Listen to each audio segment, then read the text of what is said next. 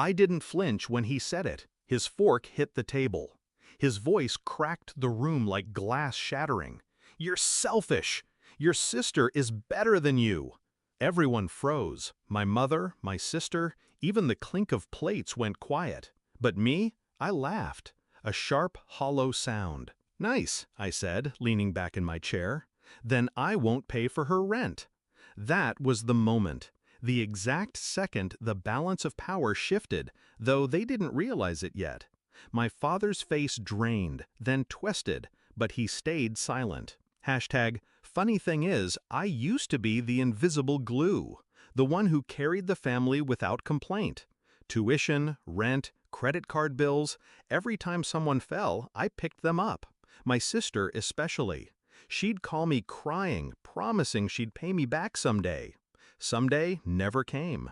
I didn't mind at first. She was family, and family, I believed, was supposed to protect each other. That belief cracked slowly, not in one blow. A snide comment here, a cold shoulder there. Then, when my sister got caught lying about finishing her degree, my parents defended her, said she was under pressure. When I bought my first house, they called me arrogant for celebrating. The favoritism wasn't new. But that night at dinner, it became undeniable. It wasn't just the words. It was how my mother looked at me, like I deserved it. How my sister smirked behind her wine glass. Like they'd all agreed I was the villain in a story I didn't even know I was in. I started replaying moments. How my father had borrowed money and forgotten to return it. How my sister had posted about her independent life, neglecting to mention I paid her rent.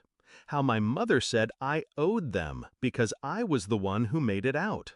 The betrayal wasn't sudden. It had been rotting for years. I had just been too loyal to smell it. That dinner changed everything. I didn't shout. I didn't argue. I just smiled. If they saw me as selfish, fine. I'd show them what selfish really looked like.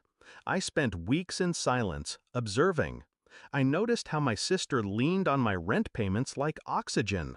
How my parents' mortgage was 3 months behind. How their pride only existed because of the money I funneled into their lives. They thought I was an ATM in human form. They forgot what happens when the machine stops dispensing. I started small.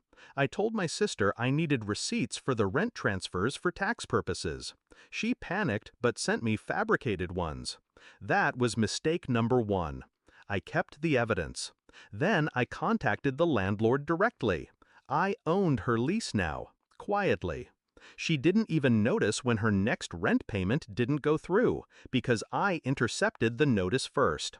For my parents, I pulled back support gradually. No more automatic bill payments. When they called, I claimed delays at work. Meanwhile, I transferred their overdue notices into a neat folder. Every move was deliberate, calculated, silent. The breaking point came faster than I expected.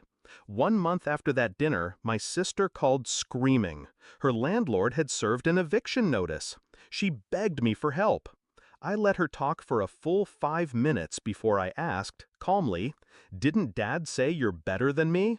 Why don't you ask him?" Silence. Then tears. I hung up. A week later, my parents showed up at my house unannounced. My father's arrogance had thinned. "The bank is threatening foreclosure," he muttered. My mother added, "We just need a little help like before." I poured myself a drink, let the ice crack.